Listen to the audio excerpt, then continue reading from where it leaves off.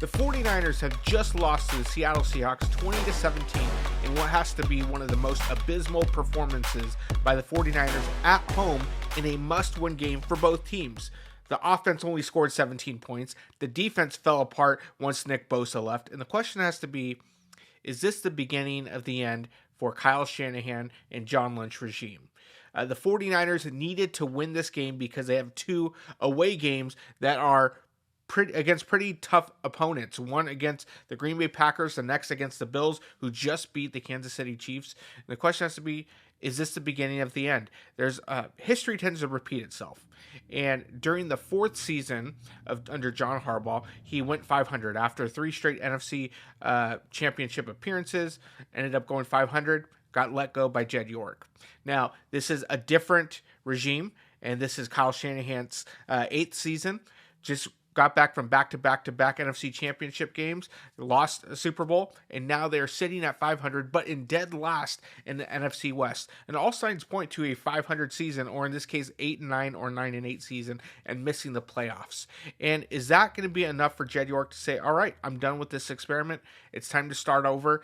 We're in salary cap hell. We have to pay Brock Purdy next year. We can't afford to keep all of these other star studs that we've paid during the offseason. So what's going to happen?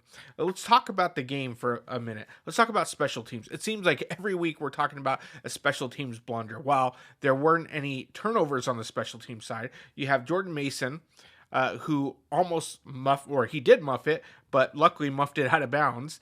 Then you also have at the end, in the fourth quarter, the punter, filling in for Mitch Wisnowski, punts it into the end zone when there was no kick returner, no punt returner for the Seahawks. And so absolutely no reason to kick that into the end zone, which ended up, sparking the Seahawks on the drive to win the game on Geno Smith's run.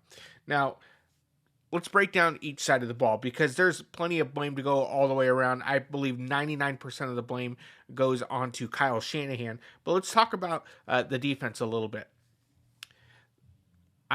I've never thought I'd say this in a million years, but Fred Warner was a big no-show in the game today. He had 3 tackles, several plays where he just kind of let up where he could have made a big hit. There were a couple on the sideline where Jair Brown or Ronaldo Green had to make the hit where Fred Warner just let up.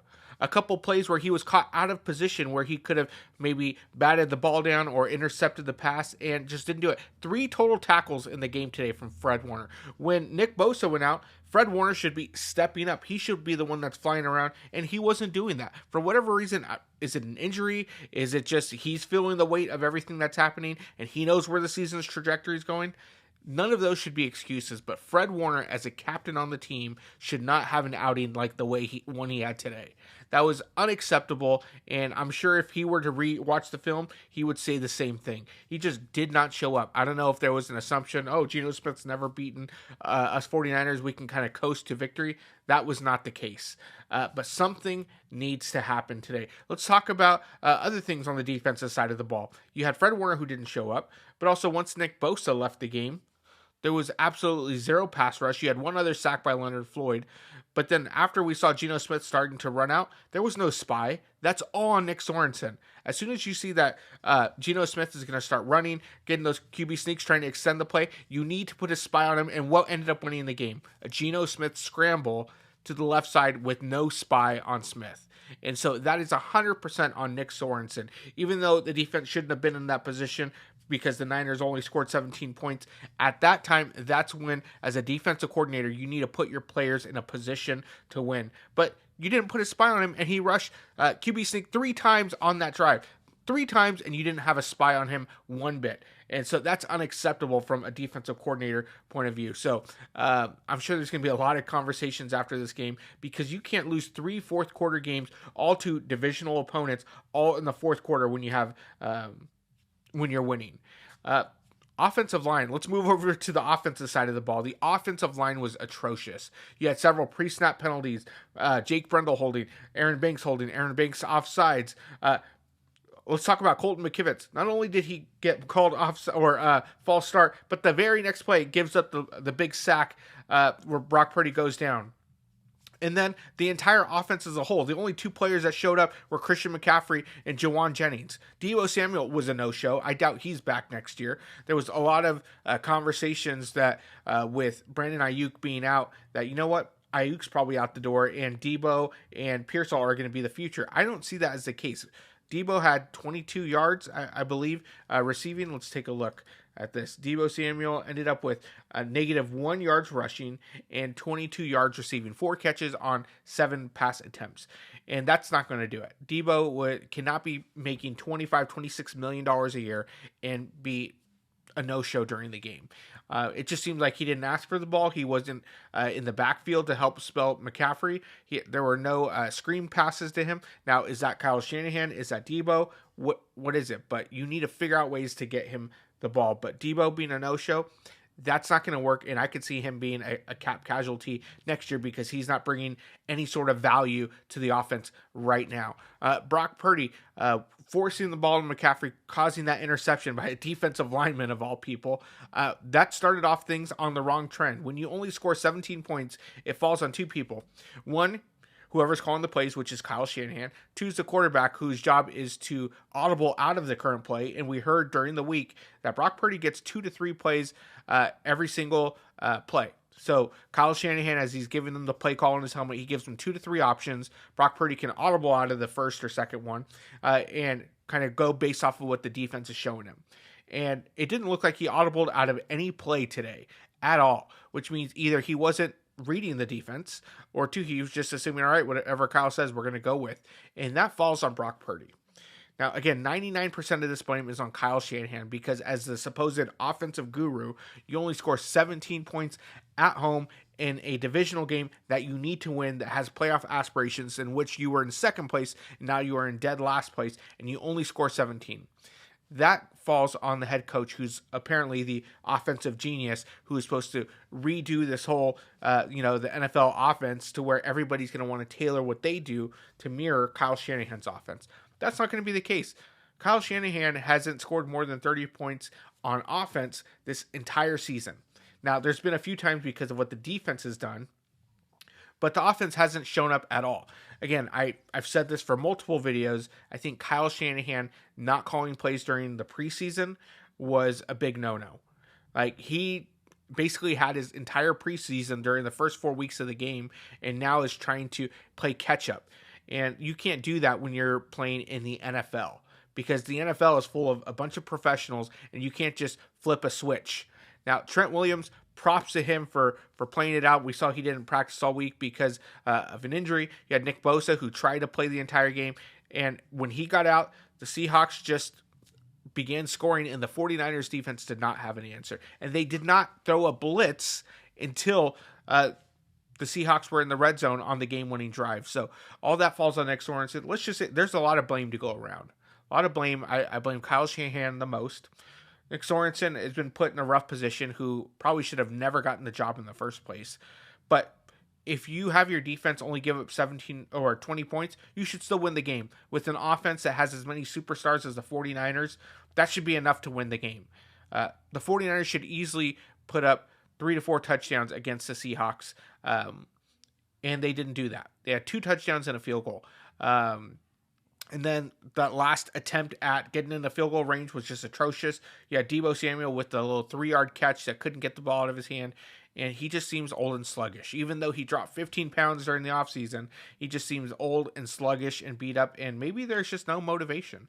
Who knows where it is? It seems like every year they've had long seasons. And this season, it's like, if we're not going to get there, then we're not going to, put any extra effort. Like, we put extra effort in for the past 4 years, made it however far, made it to 2 Super Bowls, and we're just expecting to get there, and they're not putting in any extra work, any extra motivation.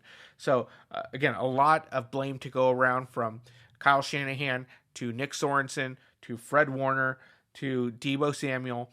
And I think ultimately the defense played pretty well for the most part. But when it mattered most, they could not come out and stop Geno Smith, which is weird to say because Geno Smith is Geno Smith, who throws at least one interception a game, and he had one today, but the 49ers just can't seem to capitalize and get over that hump. We keep on telling ourselves, when are the 49ers going to show up this season? They keep on, limping their way to victories. And right now they are sitting at 500. They are 3-3 at home. At home is where you're supposed to really show out because it's your own home turf. It's your own fans. It's your weather. You're used to playing on those conditions, and you are 3-3. This is the sign of a mediocre team. Mediocre team because they're 5-5. They are what their record says. They are 5-5. They are in dead last place in the NFC West. Now, can they turn this around? Absolutely they can. But they are running out of time, and the margin for error is slim, which means next week's game against Green Bay, they can't lose. The following week against the Bills, they can't lose. They need to basically win out if they want to have any shot of making the playoffs. And the Cardinals are sitting atop the NFC West, and they have their bye this week, and they're just smiling ear to ear because the 49ers were supposed to be their biggest competition in the NFC West, and the Seahawks did them a favor and knocked them off at home. And so the question is, are the 49ers, do they have the motivation and the will to finish this thing strong? Because there's 7 games left in the season, and only a few of them where we can honestly say they should win that game. But the next 2, I have them slated to lose both games. And I'm sure most analysts have them slated to lose. And can the 49ers do that? They're on the road. They're an older team. They are banged up. No George Kittle. Nick Bosa, who knows if he's going to be able to be back. The question has to be asked, are the 49ers trending in the right direction? And is Kyle Shanahan's job safe? Well, that's a question that's going to be asked all week. And I'm very curious to see what Shanahan's answers are going to be after this game. They'll probably get Charvarius Ward back next week. Dre Greenlaw is still working out, but I don't know if that's enough to get the 49ers to where they need to go. Now, hopefully, again, they can right this ship. They still can, but if they don't, and it continues going in this direction, question has to be asked, is Shanahan's job safe, or is it heating up? And if it's heating up, who comes in to replace him? Who comes in? So that's going to be the question this week. What are the 49ers going to do to answer the critics and turn this thing around? You have 7 games left, and you have to win. The only margin you probably have is 1 game, 1 loss. Otherwise, you have to win 6 or 7 of the next 7 games to have a shot at the playoffs. And so that's what the 49ers have to see this as. They are in the playoffs now. They can afford to lose 1 game the rest of the season because their margin of error is over after losing 3 divisional games with 1 possession while winning in the fourth quarter, while leading in the fourth quarter. And so that's going to be the question, and we'll see what happens. We'll break down the film this week and kind of see what opportunities are there. But ultimately, this loss falls on Kyle Shanahan, Nick Sorensen, Fred Warner, and Deebo Samuel. And no, I did not misspeak. Fred Warner is on that list. 3 tackles this entire game. No pass defenses. No forced fumbles. No big hits. Several times where he let up. Several times where he was caught out of position. Deebo Samuel just not earning his paycheck. And so just collecting a paycheck while he should be stepping up with Ayuk out, just not showing up. So we'll see what happens this week, but hopefully they can turn them around.